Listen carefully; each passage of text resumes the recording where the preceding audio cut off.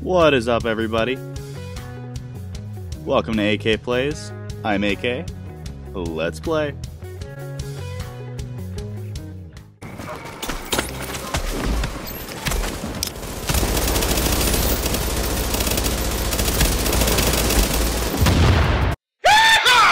Alright, everybody, today we have a really cool one. We're talking about the Division 2 and all of the info that they just dropped.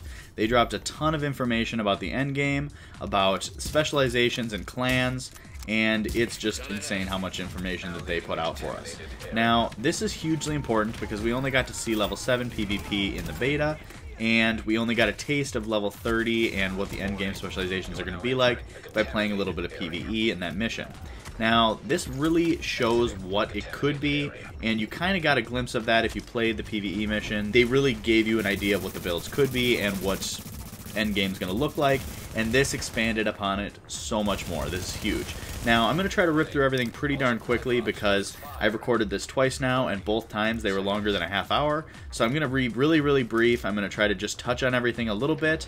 If you want further information, I encourage you to go and look at everything yourself and make your own judgments on everything. If you have any questions, because I'm going to go over everything pretty darn fast, just let me know in the comments. So the first thing we're going to do is talk about the specializations. So this is on the Division Zone. It's on their website. They have everything listed. Definitely go check it out there if you want to look at this further.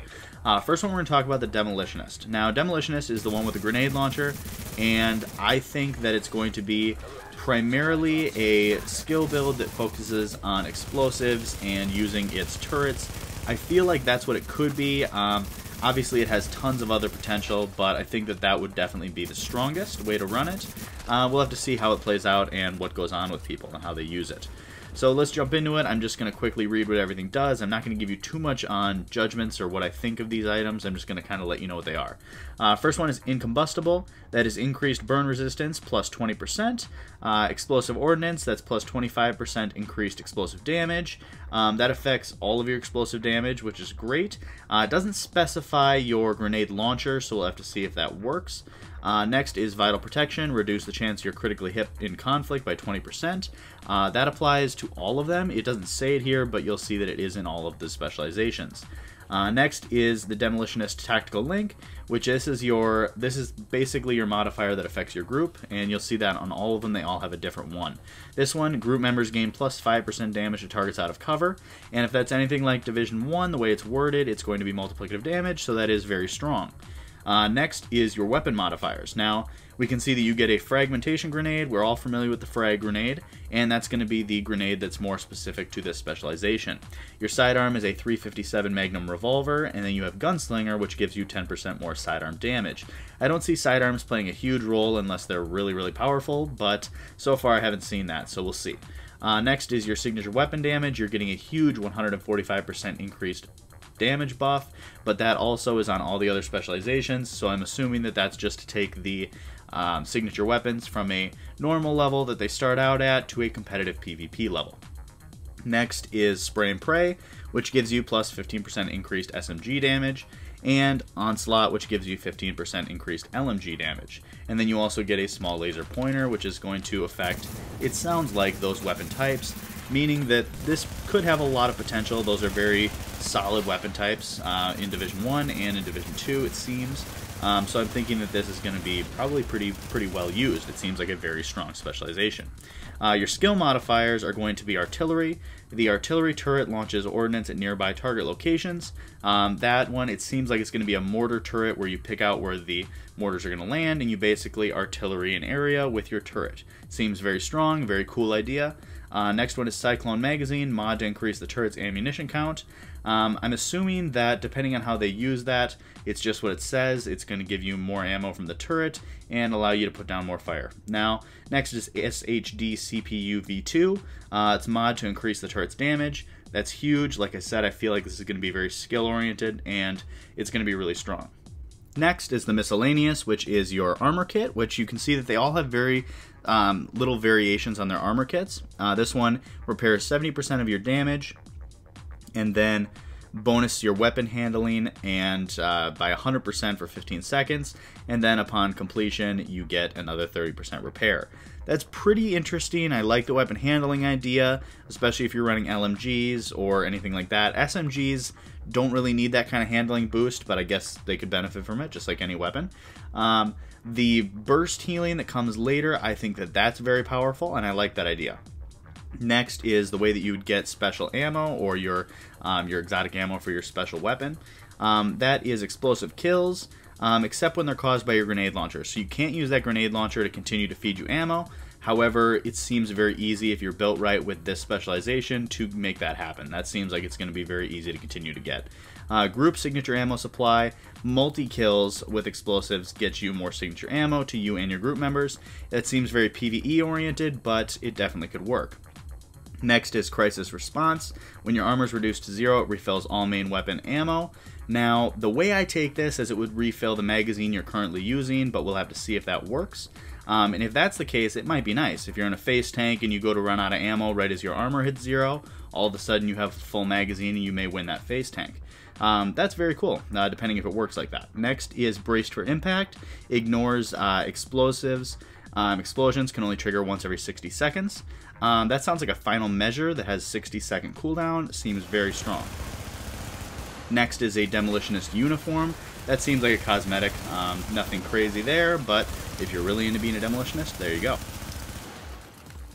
The next specialization we're going to be talking about is the Survivalist. And the modifiers for that are 20% protection from elites, 25% increased healing from team members, Crunch Time, which is 10% cooldown reduction when in cover, Vital Protection, reduce your chances of getting critical hit in conflict by 20%, and Survivalist Tactical Link, group members gain 10% damage to targets with status effects. Protection from elites, great for PvE, don't see it as a huge thing in PvP, maybe protect you in the Dark Zone from getting attacked by NPCs. Increased healing from team members I think is really good. Really a strong DZ team-oriented specialization. Crunch Time, cooldown reductions, I like that a lot, especially if it's going to be a healer build, which I kind of get the feeling already that this specialization has a kind of a good healer component. You'll see in a minute. As for the conflict protection, all of them kind of have that.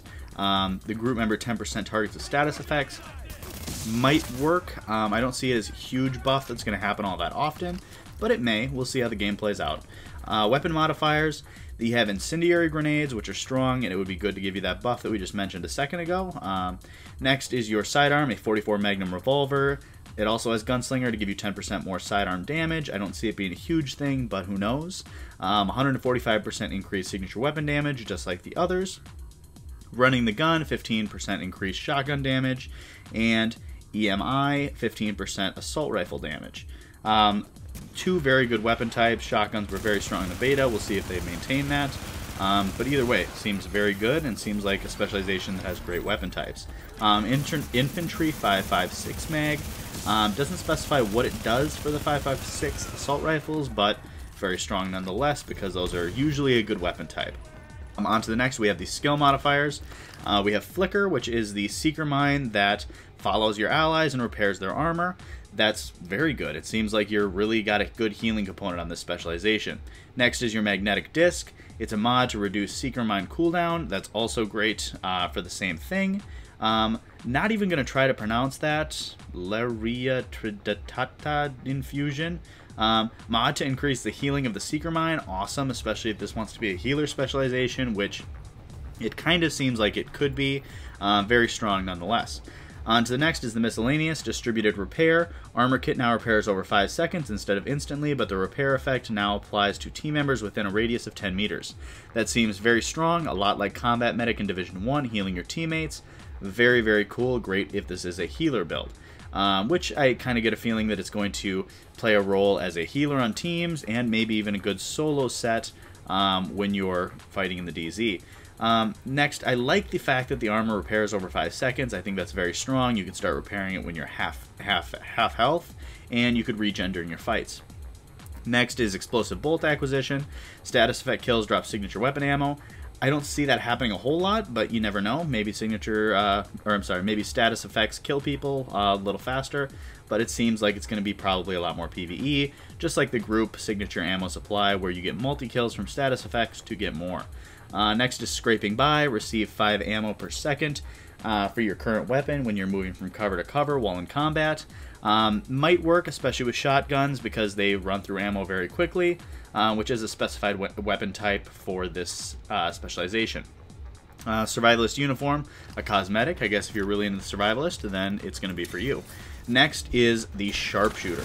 Sharpshooter is awesome and was going to be one of my favorites, and we'll see if it holds up after I see some of these bonuses. Modifiers, we have 1 in the head, 25% headshot damage, deft hands, which is 30% increased reload speed, breath control, 30% weapon stability, and reduced recoil. My home is my castle, increased armor while in cover, and that I've seen a picture of, and it doesn't look like it's super broken. It's just a couple of extra bars, which will help you if you're in a sniper versus sniper fight. Whoever's running the sharpshooter is going to have a little bit more health, and it might help you win that. Next is Vital Protection. Reduce the chance you are critically hit in conflict by 20%, just like the others. Sharpshooter Tactical Link. Group members gain 10% headshot damage when they are closer to the targets than you.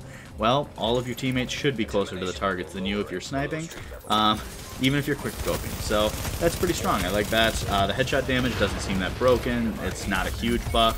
The weapon stability and reduced recoil, I like that a lot. Weapon modifiers, Flashbang Grenade. I don't see that being hugely useful, but you never know. In the beta, it definitely hurt your eyes when you got flashbanged. Sharpshooter, 93R. That's just like the 3-round burst pistol in Division 1. Gunslinger to give you sidearm damage. I don't see it being a hugely important weapon, but you never know. Signature weapon damage, 145% increased signature weapon damage, just like the others. This is my rifle, 15% increased marksman rifle damage. That's very good, just like the others. This is their weapon type for sharpshooter. Digital scope is a digital scope for bigger distances, probably more zoomed.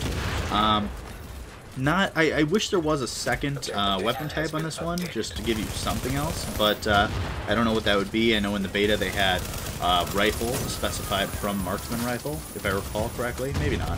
But either way, it's just kind of, it feels like it is a little limiting that you're stuck with marksman rifle. But that's kind of what the specialization is for, so I understand it, and nonetheless, I am very excited to run it. Skill modifiers, Tactician. The Tactician drone marks enemies for all group members. We'll see if that does anything more than that for you, because that doesn't seem that strong. Graphene battery and carbon fiber frame, they haven't specified yet by the looks of it, so hopefully we'll get more information on that. The miscellaneous, your X-Stat armor kit is supplementary. Armor kits repair 50% less, but remove status effects and increase bleed, burn, and hazard resistances for 20 seconds. Doesn't sound all that strong. I'm not a huge fan of that armor kit, but I mean, if those status effects are really powerful, then maybe it will be helpful. Your 50 cal weapon ammo acquisition is from headshot kills, which that actually does not sound that difficult in PvE or PvP, so that would be good. Group is kills with signature weapon have a chance to drop more signature weapon ammo. I think that's a really strong buff. I think that's really good, and it would probably happen pretty often. Round after round, receive 5 ammo per 10 seconds for your rifles after 20 seconds in cover. I like that. Very easy to regen ammo. However, I don't think you're going to be running out of ammo all that often with this kind of setup. And then lastly is your marksman uniform, which is a cosmetic for sharpshooter, and if you're really into it, probably a cool cosmetic. Next thing is Marco Style and GameStar, as they reference here, have kind of reported that there is rumors, everyone's kind of been talking about it a little bit, that 3 more specializations have been confirmed to be added post-launch. That would be very cool. It'll be nice to see what's going to happen and where it's going to go from here, what they're going to expand on, and to see what kind of cool stuff they come out with. Very cool, and we're going to all, as they say, stay tuned for more information about that. Next, we're going to be talking about clans. Now, I am personally amazed at how much they're doing for clans. In Division 1, clans had a very small, very niche role where it was mostly the competitive PvP community. I didn't see really much else, and it just kind of seemed like something you were a part of, and it was cool, but they really didn't do anything in-game to make it structured or to really show off how good or how active your clan was, and they're changing that in Division 2. Now, if we look, these are from Ubisoft's website, the Division 2 page. Then you can go check it out on there if you want more info, because I'm going to go over everything pretty quickly and just kind of give you my reactions more than descriptions.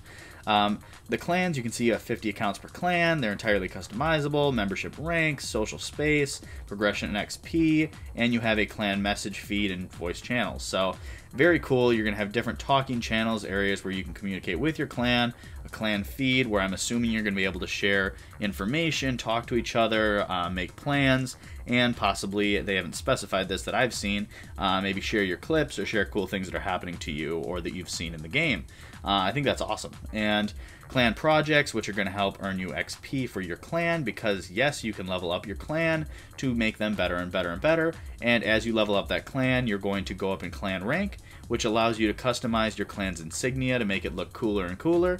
And you also have a social space in the other wing of the White House where you're going to be able to hang out with your clan, and you have a vendor in there for your clan that as you progress through the ranks gets better and better items. Now, having 50 people in the clan is going to be really cool, and to get into the clan, you can see that you have different activities you can sort it by, the times of day you're active, the atmosphere if you're competitive, relaxed, the requirement for a microphone to communicate, the language you're going to be speaking, and the region that you're going to be playing in, which will help you coordinate time zones. And you can search using any of those criteria to find a group, to find a clan that fits you, which I think is very cool, to be able to get into one that's going to be like a very small community in the much larger community of Division 2. Now, the clans have the ability to be open, closed, or invite only, or to be private. I guess closed shouldn't be the right word. Open they would be searchable by all players and you could just join up. Invite only, where you are required to be invited to the clan and reviewed by the leadership. Or private, where you can only be joined through an invite sent by the clan's leadership, which I think is very cool. It allows for clans to be as exclusive or open as they would like to be. Next is there are clan ranks, which I think is super cool, and it adds some structure. You can see that there's Commander, where that is the leader of the clan, Lieutenant, who would be like an officer rank, and kind of gets to review applications for people that are invited to the clan, promote and demote members, and kind of moderates the clan feed. Next is Agent, where that is a clan member that can invite potential recruits for the leadership to review. Recruit, the recruit is limited access. You're basically just part of the clan, but you don't have any real leadership responsibilities. Either way, I think it's super cool. I'm very excited to try this stuff out. To level up the clan, to take it through the ranks, get a better insignia, to progress the clan, to get a better vendor, to get a cash. They're also allowing you to get clan cash. I think you have to require a certain amount of weekly CXP to be achieved to get that. It's just amazing how much they're allowing clan customization and really what you're going to be able to do with it. I'm very excited. I wasn't a huge clan person in Division 1. I was never a part of a clan. I just kind of saw myself as a free agent. However, at this point, I think the clans are going to be really cool, and I don't know if I'm going to start one or one of my teammates, but this is going to be a lot of fun. I can't wait to see everything progress, and it really shows all the work that you do and your clan does to progress you through the clan ranks and kind of show off your insignia. I think it's going to be really cool. It's a really cool idea, and I think that they've expanded on it to a level that nobody really expected. I like the vendor in there. I like the idea of having your own social space. I think it's very cool overall. And if you can't tell, I'm kind of raving about it. I'm very, very excited about clans, which I never really thought I would be. I just thought it was just part of the game that was kind of a little side thing, but it's really cool, and it's amazing that how much you're going to be able to get from it and kind of the role that it's going to play in the game overall. But either way, I won't keep harping on it. I'm just excited about the clan stuff. I can't believe how much info they released about that and the specializations. The specializations seem like they're going to be offering up a lot of kind of utility to these specializations and eventually the builds that you're going to be making. I think it's really cool, and I see a ton of potential in the end game. I'm overall really, really excited about it, and I can't wait for this game to come out. I'm getting excited again because they're releasing so much new information. So I hope you guys enjoyed. I know I went over everything really, really quickly. So if you have any questions, let me know in the comments. And if you want to go look it up for yourself, I'll put the websites in the description. But I hope you guys enjoyed. If you have any questions, let me know. I will catch you tomorrow.